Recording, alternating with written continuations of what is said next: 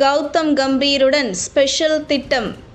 பயிற்சி ஆட்டத்தில் சுவரை உடைத்த விராட் கோலி. வங்கதேசத்துக்கு எதிராக இந்தியா சொந்த மண்ணில் 2 போட்டிகள் கொண்ட டெஸ்ட் தொடரில் விளையாட உள்ளது. அந்த தொடர் செப்டம்பர் 19ஆம் தேதி சென்னை சேப்பாக்கத்தில் தொடங்க உள்ளது. இதற்காக இந்திய அணி வீரர்கள் சென்னை வந்தனர்.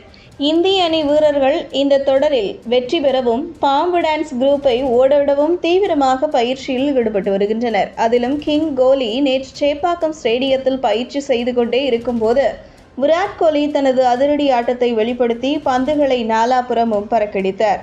அதே நேரத்தில் விராட் கோலி ஒரு அதிரடி சிக்ஸரை அடிக்க பந்து நேராக சேப்பாக்கம் மைதானத்தில் உள்ள சுவரை பதம் பார்த்தது. சுவரில் ஓட்டை விழுந்த வீடியோ சமூக வலைதளங்களில் வெளியாகி வைரலாகி வருகிறது.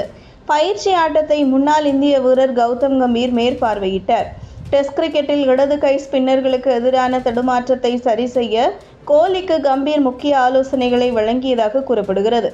இந்த தொடரில் விராட் கோலி பெரிய சாதனைகளை நோக்கி செல்கிறார்.